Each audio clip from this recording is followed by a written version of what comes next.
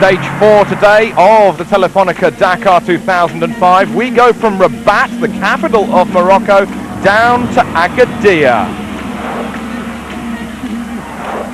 A short road section of some 122 kilometers before the 123 kilometer special stage itself. Then 421 kilometers of road section to the finish in Agadir.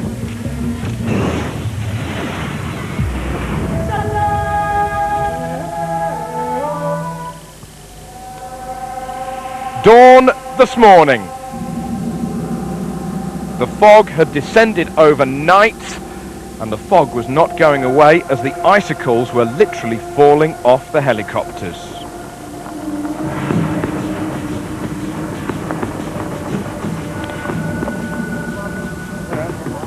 The locals saying to race director Patrick Zanaroli that we can organise everything for you here in Morocco. We can organise a warm welcome, we can organise a stage for you, but we can't quite organise the weather. Who can? Then race director Patrick Zanaroli on the telephone back to the start of the stage, ordering the organisers at that end of the special to let the bikes go in 2-second intervals. He says, the fog, well, it's here, it's not going to go away, and of course the helicopters, they can't take off. That's a major safety issue for us on the Dakar, and if there's a problem with any of the competitors, then of course we can't get the medical helicopters in, so it's really a safety issue.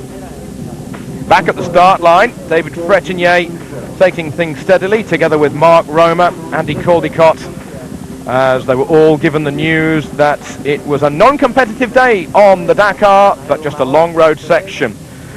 Cyril Dupre saying, we arrived in Morocco yesterday, it was all very sunny, it was very warm, it was very green and pleasant, but now it's all been taken away from us. Never mind, we'll have another go tomorrow. Cyril getting his warm woolly back on for the long road section. A total of 666 kilometers had to be covered today by all of the competitors in the Dakar. So for the second time in yet 3 days, a long road section without any competitive mileage was to be tackled. These pictures, of course, from later on in the morning, once the fog had lifted. The fog had crept in from the sea, and it was not being our friend today. Not for the first time that a stage has been cancelled on the Dakar. The last time it happened was back in 1994. David Fretinier going through your picture together with Carlo De Gavado. Two of the Americans going through. Scott Harden just leading through. And whilst it was Kellen Walsh's birthday yesterday, Chris Blace's birthday today. 24 years old he is as well. Happy birthday. Once they'd arrived into service, a relatively easy evening for the mechanics as well. Here we have two-time victor Fabrizio Mioni saying today not to run the stage is obviously a disappointment, but on the other hand it's not a big loss. It was only a short stage of 120 kilometers, and over the whole event 120 clicks, well, it hardly matters. The real rally will start in the desert.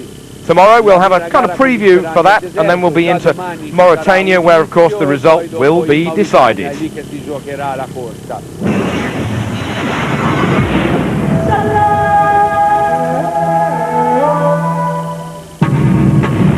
So the overall ranking hasn't changed for the last 24 hours. The overall lead obviously still in the hands of David Fretinier with his 450 Yamaha. The rest of the top 10, Coma, Duran, Vinters, Ulavaceta and Esteve Puyol.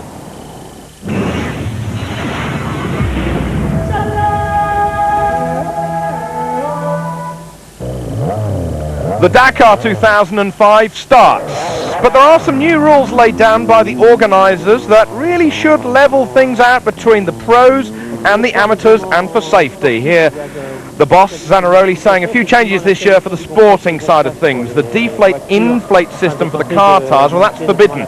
We've done that to limit the advantage of the works cars and to limit the differences between factory teams and other competitors. Number of GPS points, that's limited as well.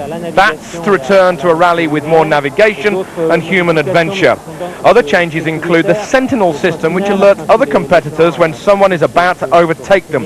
The final point is we've limited the top speed of the trucks. La vitesse des camions, il nous paraissait déraisonnable que des camions qui doivent être strictement de série roulent à plus de 150 km/h dans le désert, et donc on a fixé cette barre à 150 km/h.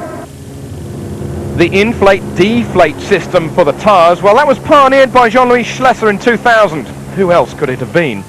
It lets cars reduce tyre pressures while still on the move as they approach the soft sand. Gives the tyre a greater footprint area and it prevents them sinking, the nightmare of all drivers. In the old days, things were done just as Captain Cook would have done to find Australia, by compass. GPS, of course, in the mid-80s kicked in. It's never been illegal to use on the Dakar, and now that it's become more available and cheaper, it's now essential for everybody to have one so they don't get lost.